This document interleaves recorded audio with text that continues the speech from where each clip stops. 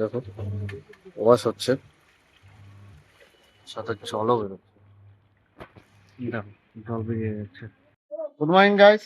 তো আজকে আমরা যাচ্ছি একটা আইএফবির ওয়াশিং মেশিন এর কমপ্লেনে আলিপুরদুয়ারে। কারণ বর্তমানে আলিপুরদুয়ারে আসছি।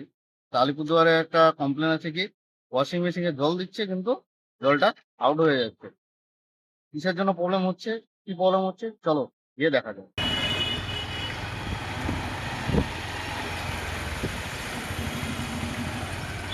এটা সেই আইএফবির ওয়াশিং মেশিনটা, যেটা দেখো ওয়াশ হচ্ছে, সাথে জলও বেরোচ্ছে। দেখো জল বেরিয়ে যাচ্ছে, অফ হয়ে যাচ্ছে।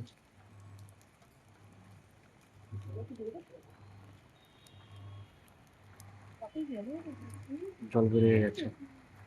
চলো এটা কি প্রবলেম চেক করা যাক। তো দেখে নাও, মেশিনটা কমপ্লিট হয়ে গেছে আমাদের। জল পড়ছে, এখন আর কোনো জল আসছে না। মেশিনটা কিচ্ছু প্রবলেম ছিল না, প্রবলেমটা ছিল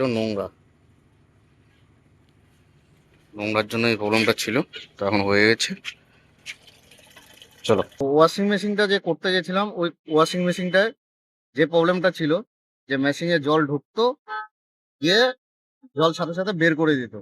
তো প্রবলেমটা আমরা গিয়ে যেটা ফেস করেছি, যে রাবারে নোংরা ছিল, সে নোংরাটা পরিষ্কার করে দিয়েছি, হয়ে গেছে মেশিন। তারপরে আরো কমপ্লেন ছিল যে স্পিন হতো না, সেটাও করে দিয়েছি। তো সারাদিন এর জন্য আমি ভিডিও বানাইনি, অনেক প্রেশার ছিল, যার জন্য ভিডিও বানাইতে পারিনি।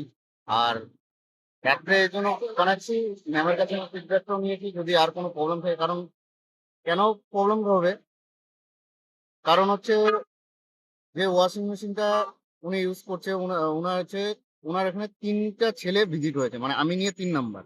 2টো ছেলে অলরেডি ভিজিট হয়ে গেছে, কিন্তু প্রবলেমটা সলভ করতে পারেনি। তো আমি কাজ করে দিয়েছি।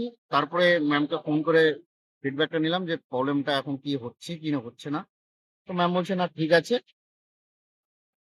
তো চলো, এরপরে অন্য কোনো কমপ্লেন বা সার্ভিস নিয়ে দেখা হচ্ছে। Good night.